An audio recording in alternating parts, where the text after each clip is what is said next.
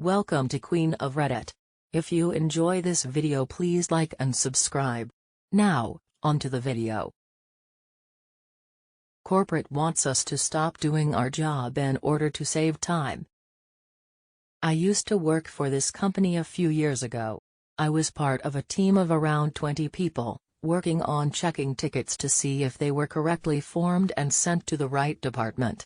If everything was correct, we'd close the ticket with yes and make an appointment with the right department to do a physical visit in order to fix the problem. If something was wrong, however, our role was to guide the person so that they wouldn't make the same mistakes again. We'd close the ticket with no, a short explanation on why it's no and how to fix it.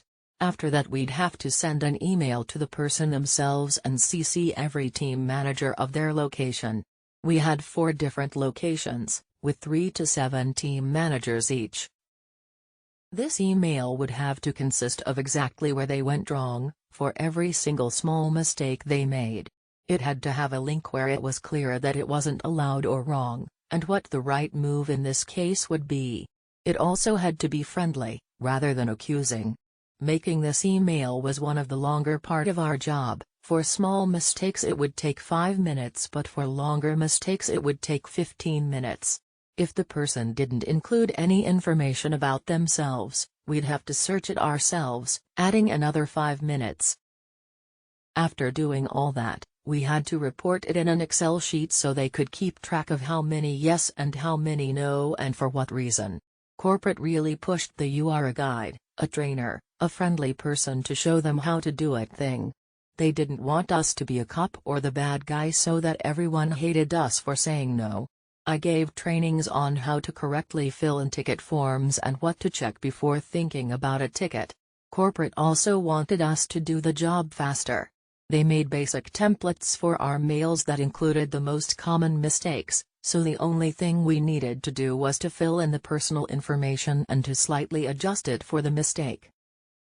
That wasn't fast enough for corporate though, so they made us add a disclaimer to our mails to not contact us but to contact their team manager if they didn't agree.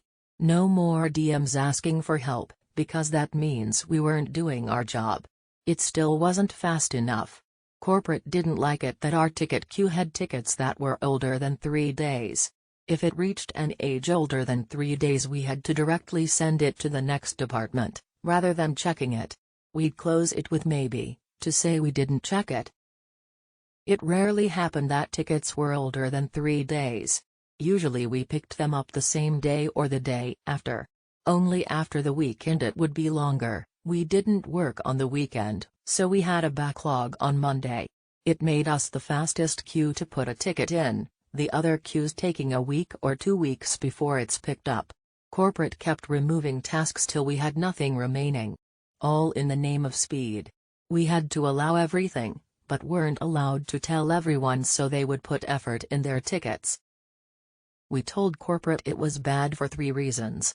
First of all, people weren't stupid. People would know and test their limits to see what they could get away with.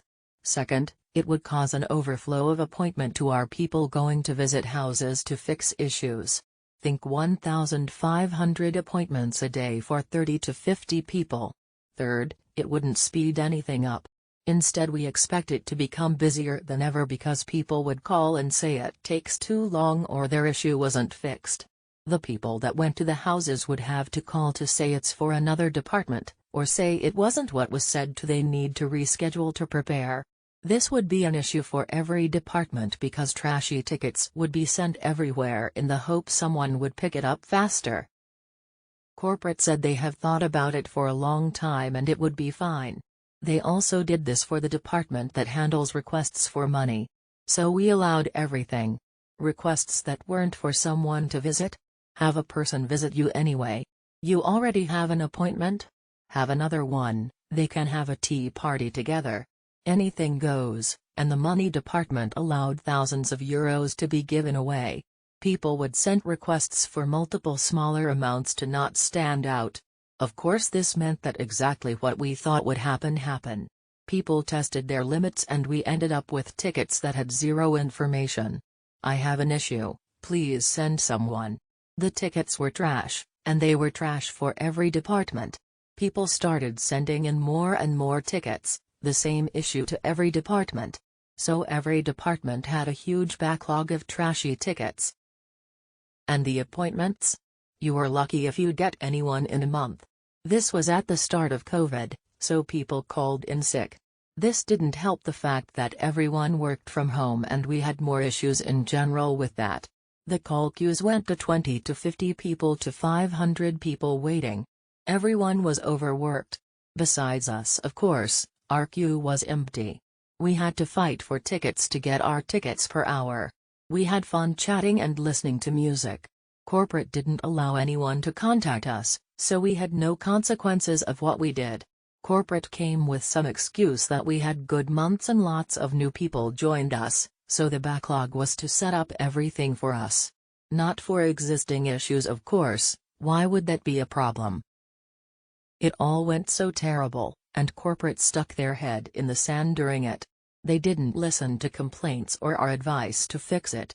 By the time they finally undid the change, it was too late, the damage was done. They changed it because it helped. Our queue was empty, so they got what they wanted. Not because everything went terrible, of course. Now, because all the tickets were trash, we rejected everything. It took a lot longer because we had to write emails explaining all issues they had, linking to everything that said how to fix it. And we had to figure out who we were dealing with because no one left their information on it anymore, so it took around an hour total for a single ticket. You can guess that meant we also got a backlog. We received more tickets in general because people were like, I'll just ask for someone to visit, that saves me having to do anything. So suddenly it took multiple days for us to fix things, and that meant we got overworked as well. People slowly realized they had to put in effort for tickets again, but they forgot how to. We told them to go to their team managers for a refresher. Of course, this would take them away from their job in order to train them again. People started quitting because of stress. I shortly left as well. I recently heard that it didn't get better. The backlog is still there and everything, but the backlog is on pause. Projects to train people into the role or get a higher role were paused, so no one joined. That's what happens when you don't listen to the people who know what they're doing.